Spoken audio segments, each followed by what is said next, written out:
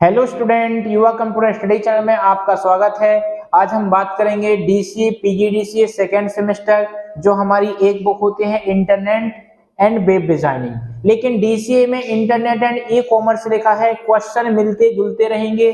उसमें मैं जो क्वेश्चन डीसीए के रहेंगे वो भी बनाऊंगा, पीजीडीसीए के रहेंगे वो भी बनाऊंगा। ओके, बस आप बुक को बस देखना। इंटरनेट, ई कॉमर्स और जो अपना वेब डिजाइनिंग है उसमें मैं सब्जेक्ट वाइज क्वेश्चन लिखूंगा, जो भी रहेंगे सबके यूनिक कॉन्सेप्ट दूंगा। तो आज जो हमारा क्वेश्चन रहेगा, पॉप तथा वेब पर आधारित ईमेल में अंतर स्पष्ट कीजिए। ये क्वेश्चन कुछ समझ में नहीं आया, क्या बोल रहा है? पॉप तथा वेब पर आधारित ईमेल में अंतर। कहने का मतलब ये है कि जो हमारा ईमेल होता है, इसके पहले मैंने ईमेल से संबंधित सारी चीजें क्लियर किया है कि ईमेल किसे कहते हैं, इसमें कौन कौन से प्रोटोकॉल यूज होते हैं, सारी चीजें मैंने क्लियर किया है। और आज इसमें क्या पूछ लिया गया कि जो हमारा ईमेल होता है, ईमेल में पॉप का क्या काम होता है, और जो हमारी वेबसाइट होती हैं उसमें हम ईमेल को कौन कौन से गुण देख सकते हैं। कहने का मतलब ये है कि जो ये ईमेल है, ईमेल में पॉप क्या होता है और ईमेल में वेब पेज कैसे काम करता है, वेब कैसे काम करता है ईमेल में, और ईमेल में पॉप कैसे काम करता है। इन दोनों में हमको अंतर स्पष्ट करना है, ठीक है ना। तो आपको क्वेश्चन समझ में आ गया होगा कि जो ये हमारा ईमेल है, ईमेल में पॉप कैसे काम करता है और ईमेल में वेब कैसे काम करता है। इन दोनों के बीच में हमें क्या बताना है? अंतर बताना है। तो पॉप के आधार पर ईमेल और वेब के आधार पर ईमेल, ठीक है ना। तो मैं यहाँ पर एक दो कॉलम बनाता हूं, एक बनाऊंगा पॉप का और दूसरा बनाऊंगा वेब का। या कि आप ऐसे भी लिख सकते हैं कि पॉप के आधार पर ईमेल, या लिख सकते हैं वेब के आधार पर ईमेल। जो भी आपको लिखना हो वो लिख सकते हैं। तो हम पहले यहाँ पर लिखते हैं पॉप के आधार पर ईमेल, ठीक है। क्या लिखेंगे हम यहाँ पर? पॉप के आधार पर, पॉप के आधार पर, पॉप के आधार पर ईमेल। अब जो यहाँ पर पॉप के आधार पर ईमेल, मतलब ईमेल के अंदर पॉप के कौन कौन से गुण रहते हैं, ईमेल के अंदर हम पॉप का यूज कैसे कर सकते हैं। तो पहली चीज या पहला गुण हम ये बता सकते हैं कि जो पॉप का पूरा नाम होता है वो क्या होता है? Post office protocol. पहला गुण मैंने क्या बताया? पॉप का पूरा नाम पोस्ट ऑफिस प्रोटोकॉल होता है। क्या होता है? पोस्ट ऑफिस प्रोटोकॉल होता है। ये मेरा पहला गुण है। पॉप का पूरा नाम पोस्ट ऑफिस प्रोटोकॉल होता है, जिसके जिसके 3 संस्करण होते हैं। कितने? जिसके 3 संस्करण होते हैं। पॉप 1, पॉप 2, पॉप 1, पॉप 2 और पॉप 3 होता है। 3 संस्करण होते हैं, पॉप 1, पॉप 2 और पॉप 3, ठीक है ना। यहां पर जो दूसरा गुण होगा अपना, इसमें क्या होगा? जो पॉप और पॉप 3, पॉप और पॉप 3 जो 2 संस्करण होते हैं वो अत्यधिक उपयोग में लाए जाते हैं, किसमें? ईमेल में काम करने के लिए। और जो पॉप का काम होता है वो मेल को रिसीव करने का होता है, और पॉप 3 का भी काम होता है मेल को रिसीव करने का। लेकिन जो पॉप होता है वो सिंपल मेल को रिसीव करता है, और जो पॉप 3 होता है वो मल्टीमीडिया मैसेज को रिसीव करता है। इसके बाद इसी में तीसरा अंतर ये होता है कि जो पॉप 3 होता है, पॉप 3 के द्वारा स्टोर किए गए मैसेज, पॉप 3 के द्वारा स्टोर किए गए मैसेज को एसएमटीपी भेज सकता है। पॉप 3 के द्वारा स्टोर किए गए मैसेज को एसएमटी क्या कर सकता है? भेज सकता है। ये हुआ तीसरा अंतर। इसके बाद चौथा अंतर क्या होता है कि जो हमारा पॉप 3 होता है, पॉप 3 के साथ टीसीपी और आईपी प्रोटोकॉल का भी उपयोग किया जाता है। पॉप 3 के साथ टीसीपी और आईपी का भी उपयोग किया जाता है। और टीसीपी और आईपी का फुल फॉर्म क्या होता है? Transmission control protocol, internet protocol. TCP क्या करता है? एक बड़े डेटा को, जैसे यहाँ पर 32 जीबी का डेटा है, तो एक बड़े डेटा को छोटे छोटे भागों में डिवाइड करने का काम कौन करता है? टीसीपी। जबकि जो आईपी होता है वो इन छोटे भागों को किस डिवाइस में भेजना है, सेंड करना है, उस डिवाइस को वेरीफाई करने का काम कौन करता है? आईपी करता है। इसके बाद इसी में पांचवा अंतर ये भी हो सकता है कि जो हमारे माइक्रोसॉफ्ट मेल जो होता है, जो माइक्रोसॉफ्ट का मेल होता है, वह न्यूज POP3 के क्लाइंट हैं। क्या है? जो माइक्रोसॉफ्ट होता है वो मेल और न्यूज ग्रुप POP3 के क्या है? क्लाइंट हैं। मतलब कि माइक्रोसॉफ्ट मेल और न्यूज POP3 क्लाइंट हैं। ओके ना? तो यहां पर आप 5 अंतर देख लो जो ईमेल में POP के रूप में यूज किए जाते हैं। पहला अंतर क्या होगा अपना? पोस्ट ऑफिस प्रोटोकॉल POP का पूरा नाम होता है, जिसके 3 संस्करण होते हैं, POP1, POP2 और POP3। ठीक है ना? POP और POP3 सबसे ज्यादा यूज होने वाले प्रोटोकॉल होते हैं। इसके बाद POP3 के द्वारा जो मैसेज रिसीव होते हैं, स्टोर होते हैं, वह SMTP के द्वारा स्थानांतरित किए जा सकते हैं। जो POP3 होता है, POP3 के साथ हम TCP और IP प्रोटोकॉल का यूज करते हैं। TCP प्रोटोकॉल क्या होता है? एक बड़े डेटा को छोटे छोटे भागों में डिवाइड करता है, जिसे डेटा पैकेट कहते हैं। और IP क्या करता है? किसी भी डेटा पैकेट को भेजने के लिए जिस डिवाइस में भेजना है, उस डिवाइस को वेरीफाई करता है। और इसके बाद एक और यहां पर हो जाएगा, जो माइक्रोसॉफ्ट मेल होता है वो POP3 के क्लाइंट होते हैं। ठीक है ना? तो ये 5 अंतर होते हैं। यदि आपको ये POP समझ में नहीं आ रहा है तो मेरी सेकेंड क्लास जाके देख लीजिए, क्योंकि मैं क्लास 1 और क्लास 2 में बहुत सारे प्रोटोकॉल की मैं बात किया हूं। ठीक है ना?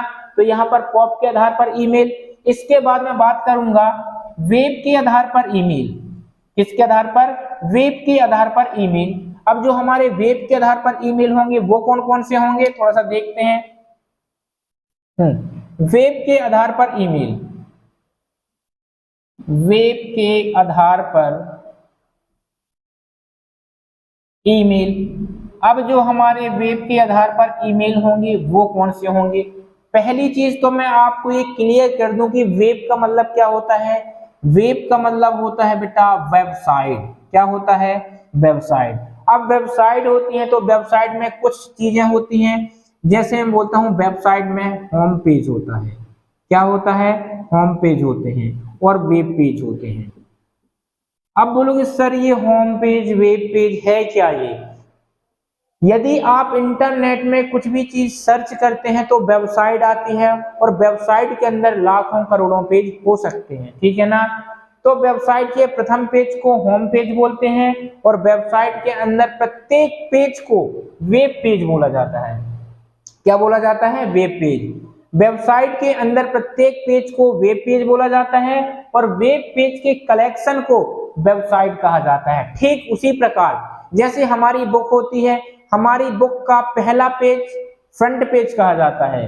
ठीक है ना? और बुक के प्रत्येक पेज को पेज कहते हैं, और जब पेजों का कलेक्शन हो जाता है तो वो क्या कहलाते हैं? हमारी बुक। इसी प्रकार वेब पेजों के कलेक्शन को वेबसाइट कहते हैं, और वेबसाइट के प्रथम पेज को होम पेज कहते हैं।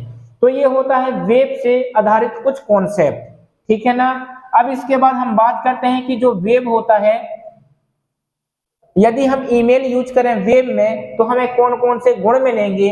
पहला गुण तो ये है कि जो वेब एक ऐसी सुविधा है, वेब एक ऐसी सुविधा है जिसमें हम ईमेल का यूज करेंगे तो इंटरनेट का उपयोग किया जाएगा। किसका? इंटरनेट का उपयोग किया जाएगा। यदि मैं डायरेक्ट इसको बोल दूं तो सीधा बोल सकता हूं कि यदि हम ईमेल चलाएंगे तो ईमेल को चलाने के लिए हमें इंटरनेट का उपयोग करना पड़ेगा। ठीक है ना? ये पहला गुण है। दूसरा गुण क्या हो सकता है कि जो हम ईमेल होते हैं हमारे ईमेल होते हैं, तो ये ईमेल में यूज होने वाले जो प्रोटोकॉल होते हैं, क्या ईमेल में यूज होने वाले जो प्रोटोकॉल होते हैं वो कौन कौन से होते हैं? SMTP, MIME, अनेक प्रकार के प्रोटोकॉल यूज होते हैं। मैंने यहाँ पर क्या बताया कि जो ईमेल यूज करते हैं, तो ईमेल यूज करने के लिए जो प्रोटोकॉल होते हैं वो हमारे SMTP होता है, MIME होता है, POP होता है, X400 होता है। इतने बहुत सारे प्रोटोकॉल होते हैं किसमें, यदि हम ईमेल यूज करेंगे तो। ओके। इसके बाद ये तीसरा अंतर ये होता है कि जो हमारा ईमेल होता है, इस ईमेल का यूज हम विभिन्न प्रकार की मशीन, जैसे लैपटॉप हो गया, मोबाइल हो गया, ओके। और ये पीसी हो गया, हम ईमेल का यूज इन सभी में कर सकते हैं। इसके बाद चौथा गुण क्या हो सकता है कि जो हमारा ईमेल होता है, ईमेल के अंदर जो डेटा होता है तो वह डेटा सर्वर पर स्टोर होता है। कहां पर? सर्वर पर स्टोर होता है, ना कि हमारे मोबाइल की मेमोरी में होता है। ये सबसे बड़ा कॉन्सेप्ट है कि ईमेल के अंदर जो डेटा स्टोर होता है ना, वो कहां पर होता है? सर्वर पर स्टोर होता है। अब बोलोगे सर कैसे? यदि मैं बोलता हूं आपका मोबाइल ये है, इसमें कोई मेल लॉगिन है, ठीक है ना। अब मैं चाहता हूं कि इस मेल में 30 फोटो अपलोड कर दूं। कितनी? 30 फोटो मैंने अपलोड किया तो मेरे मोबाइल की जो मेमोरी है उसमें से एक स्थान भी नहीं लेगा, और यही मेल मैं दूसरे मोबाइल में लॉगिन करूंगा तो जो मैंने फोटो इसमें अपलोड किया था सेम फोटो वो इसमें भी आ जाएंगी। ओके, तो इसको बोलते हैं कि ईमेल में जो डेटा यूज होता है वो सर्वर में स्टोर होता है, ना कि हमारे मोबाइल में यूज होता है। यदि मैं बात कर सकता हूं कि जो हमारा ईमेल होता है वो RFC 1064 में परिभाषित किया गया है। जो हमारा ईमेल होता है वो वेब पेज, वो वेब में कहां पर परिभाषित किया गया है? RFC 1064 में परिभाषित किया गया है। ये चीज का विशेष रूप से ध्यान रखना, ठीक है ना। तो मैंने आपको ये बताया कि वेब के आधार पर ईमेल, पहला मैंने क्या बताया गुण कि यदि आप ईमेल वेब पर यूज करोगे तो वेब पर यूज करने के लिए आपको इंटरनेट की आवश्यकता होगी। दूसरा, आप ईमेल यूज करते हो तो उसमें विभिन्न प्रकार के प्रोटोकॉल का यूज होता है, जैसे अपना SMTP, MIME। तीसरा अंतर यह है कि आप जो ईमेल होता है वो आप लैपटॉप में भी एक्सेस कर सकते हो, मोबाइल में भी, अपने पर्सनल कंप्यूटर में भी। अगला इसका हम गुण ये बता सकते हैं, जो ईमेल होता है वह सर्वर पर स्टोर होता है, ना कि हमारे मोबाइल की गैलरी पर। अगला इसी में ये हो जाता है कि जो हमारा ईमेल होता है ना वह RFC 1064 में इसको परिभाषित किया गया है।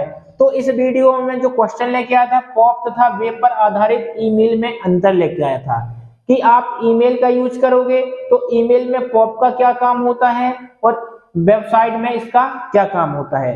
तो इसमें 5-5 हमने काम बता दिया। यदि आपका 5 नंबर का क्वेश्चन ABB करके आता है तो आपसे बनना चाहिए, और जहां समझ में ना आता हो तो आप कमेंट कर देना, मैं उसको दोबारा रिकॉल कर दूंगा। ओके, तो इस वीडियो में बस इतना ही समझाना था। अगली वीडियो में नेक्स्ट क्वेश्चन के साथ आता हूं, सबसे बेस्ट कॉन्सेप्ट लेके आता हूं। ओके, तो इस वीडियो को यहीं फिनिश करता हूं। वीडियो पसंद आए तो लाइक करें, शेयर करें, सब्सक्राइब करें। धन्यवाद।